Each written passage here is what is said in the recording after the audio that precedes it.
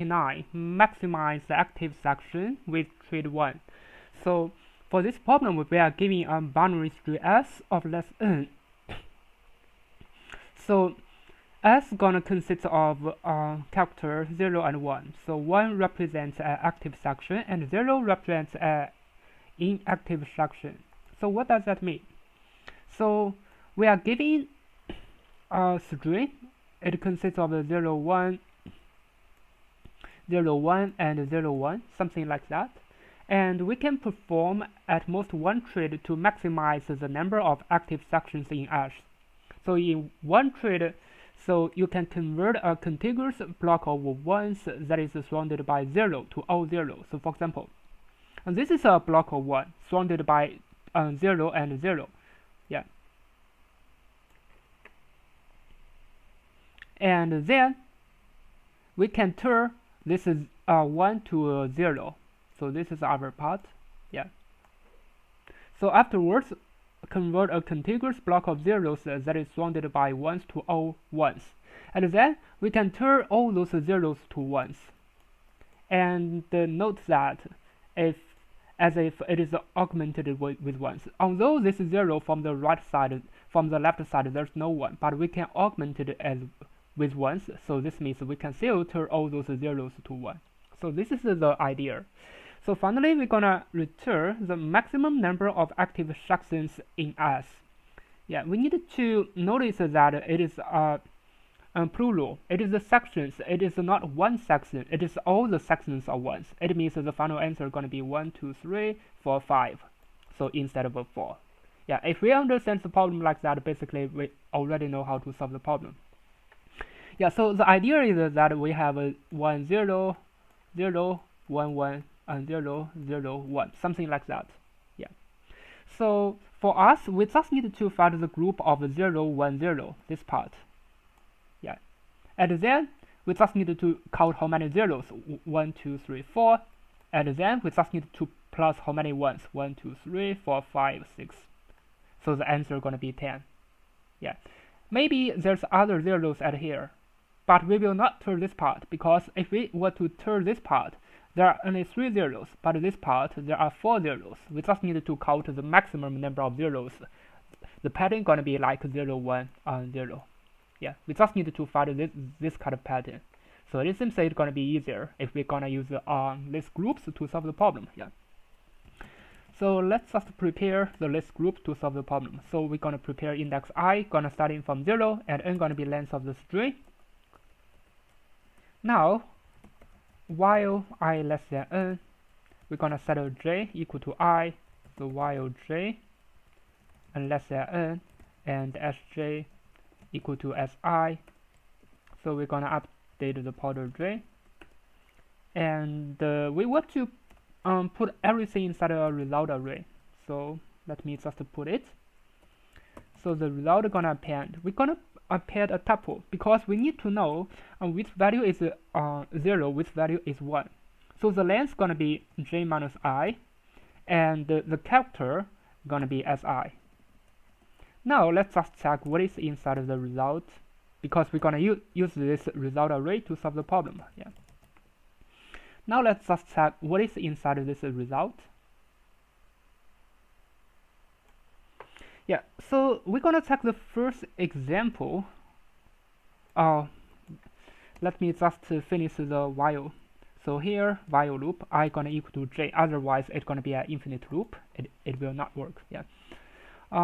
Let's just check the first example. It's gonna be something like 1, 0. It means the number of 0 gonna be 1. The number of character 1 gonna be 1. What do we need? Yeah, we just need some patterns like 0, 1, 0. So in the second example, we have the patterns like 0, 1, 0. So this means all of them should be okay. So in the second example, we're going to return 4, because this is exactly the pattern. And for the third example, maybe let's just use the fourth example, because yeah, it can explain more things. It's going to have patterns like 0, 1, 0. So definitely we can turn all those things to 1. So it means the number of 1 is going to be 3, and we're going to plus another 1, it's going to be 4. Yeah, basically we're gonna check the maximum of such patterns of 0, 1, 0. But we will not count this 1. It is okay. We just need to count what is this 0 and this 0. So the total number is gonna be the maximum. And then we're gonna plus all the numbers of the ones. Yeah. Now let's just prepare an answer. So the answer is gonna be the sum of let's say let's use b. So for AB inside the result, if b equal to 1. So here sum gonna be this a, the first one. It's gonna be the number of the count. So this means if it is a 1 inside the group, we're gonna count it. And what left behind is we just need to count two zeros. This 0 and this 0, and it's gonna be easy. So we want to check the length of the result array. If it is more than let me think about it. Yeah, so let's just prepare another result array. We just need to put the zeros inside. For example, we're gonna put this 0 inside, this 0 inside. It's gonna be 1, 1, 1. The number of zeros inside. Yeah, but how can we do that? It's gonna be an array. So it's gonna be the number of zeros a. So for AB inside the result, AB equal to 0. Yeah. So let's just print out what is this result 2. Let's just check that. Yeah, inside the example 4. So here is the result 2. So it's gonna be something like 1, 1, 1. So what are we gonna do? We just need to check the maximum sum of the two values. It's gonna be 2. This one and this one, it's gonna be 2. This one and this one, it's gonna be 2. Yeah. So we're gonna check the result 2. If this array is more than 1, we need to put it inside. Yeah. So the answer gonna plus equal to the maximum of